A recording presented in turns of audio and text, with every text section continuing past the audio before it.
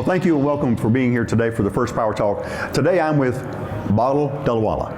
And Bottle and his company Titan Motorsports has an extraordinary story in terms of power development and from a racing background that began many years ago today, a remarkable business. Bottle, how did your business begin?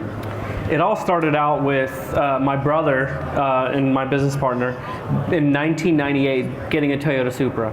And then we were always tinkerers and trying to get more power out of stuff. And so fast forward to 1999, he's talking with a shop and doing some business with them, getting some parts. And he's like, hey man, you have to have a website. You gotta get, we were telling him, you gotta do a website, this is a new thing. He's like, I don't have time for it, you do it. So we're like, fine, we'll do it. We're in high school and college at the time. And I said, hey, we'll just create some stuff and we'll make some side money to pay for the race gas to go racing.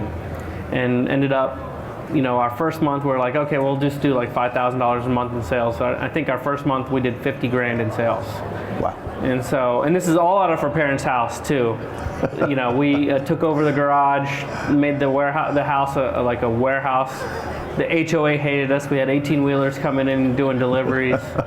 It was something definitely different. The HOA, I think, kicked us out, or the parents kicked us out at one point. I don't know which one was first.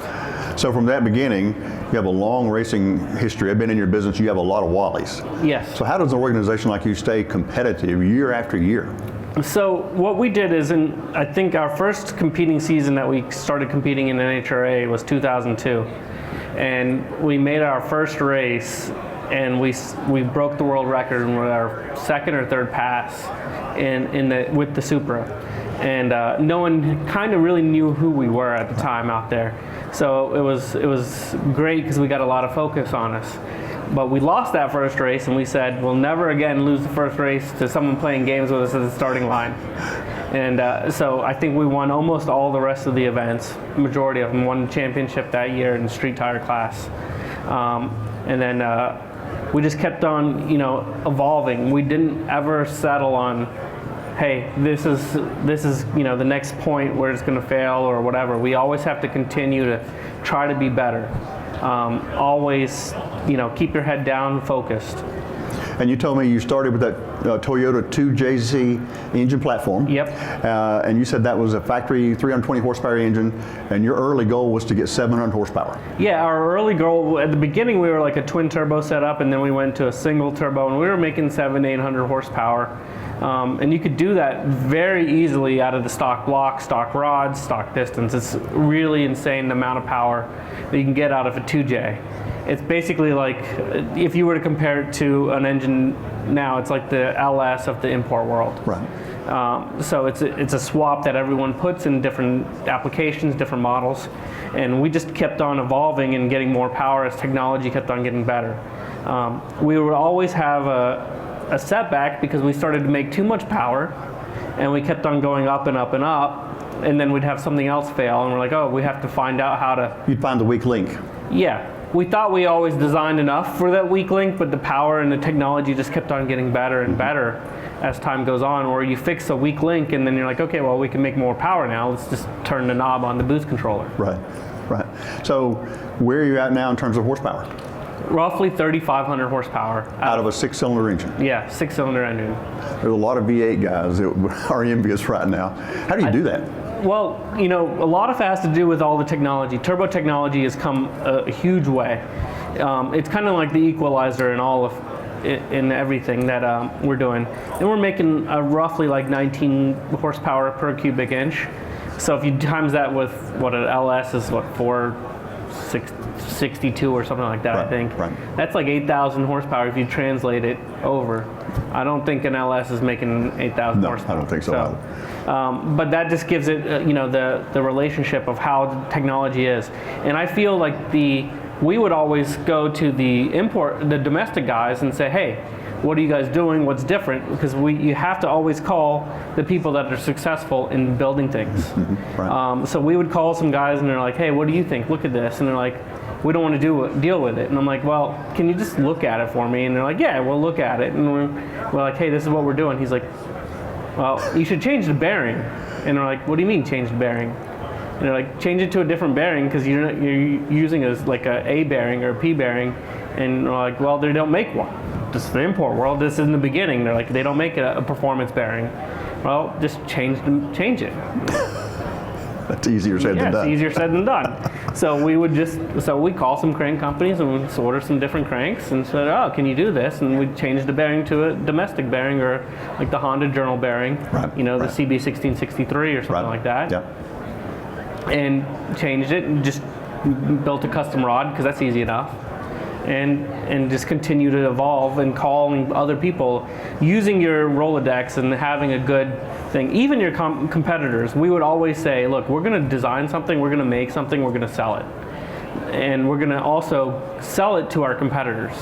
Because we want, when we get in the rollout, when we get up to the starting line, we want to be able to say, we beat them with our own stuff, or they beat us with our stuff. Right. Which is fine, because it's our stuff. But you're raising the whole level of competition for the industry, which is fantastic. Now, you now make your own engine blocks. Well, we helped design some of their engine blocks with Expert Racing out of Brazil for the billet 2J block. There's a couple of different manufacturers now that make billet blocks, so that's good. It's good competition. Always helpful. Definitely to keep everyone on their toes. We think ours is better, of course, but Now, obviously, our audience at Engine Pro is machine shops and engine builders, and many of them probably can't imagine going into your world. But if they are V8 guys that are looking at building a six-cylinder sport compact applications like this, got any gotchas to share? Any stories to warn them of the potential failures? Well, if you start with the 2J, you kind of it's the easiest platform to make a mistake in and still continue making a ton of power. It's the newer cars that I think that are a little bit more intricate. So the 2J is very simple. You can literally put it together on accident and still make a ton of power. Of course, that 3,000 or 2,000 horsepower and up, you still have to do, there's certain things you have to do. But it's the new applications that we're seeing that there's a lot more. It's like how we were developing it back then, but where it took us 4 or 5 years for that jump from 700 to 1500, now your horsepower from 300 or 400 to 1500 is literally in a year. Wow. We were going, and the new Toyota Supra came out roughly 4 years ago, I think, 4 or 5 years ago. I think we were the first to 9s, and we did 9s, I think, within 6 to 10 months of the car coming out, and then 8s was in a year and a half. I'm like, that's a substantial thing, and I think it was all the drive of the community, of that Supra community, just saying, hey, look, let's just continue. The racing and the competition was there, and everyone helping each other out. Now I've been in your shop, and you don't just have Toyotas in there, but you've got BMW. I saw a Lamborghini, so you expanded beyond for some certain types of customers. Yeah, well, I mean, we do everything from Honda, Nissan, VW to Lamborghinis, Ferraris. You name it. We try to have our hands in it. At least in the distribution part of the business, we sell everything. Try to be able to accommodate and help all the customers out there, depending on whatever you have. Yeah. So if an engine builder wanted to move into this area, where can they go to learn more about how they get started, how to begin the process of addressing racers who have a V6-cylinder Toyota and other applications they want to build? I'll give Titan Motorsports a call first of all. Of course. First of all, call us for parts. That's our job. Yes, that's our that's what we do. And our main part of our business is parts distribution all around the world. And so we have that in our shop and our race team. So we kind of be able to realize what works and doesn't work in racing. So we can tell you and educate you and say, hey, look, use this part, or wait for this part that's coming out soon versus waiting now. We try to educate everyone to the best of our ability to say, hey, look, this is the best thing for you, or the application, depending on what you're using in racing. If you're doing road racing, drag racing, or whatever it may be, you know. So you're not just selling parts, you're also a guide. You Yeah. provide technical services. Yeah. Well, that's great. Bottle, thank you for joining us here today. I know that a lot of people who are watching this video broadcast are going to want to learn more about Titan Motorsports and what you're doing. It's really exciting. I've been to your place. You have an impressive operation, and good luck. Thank you. Thanks, Tim. Appreciate it.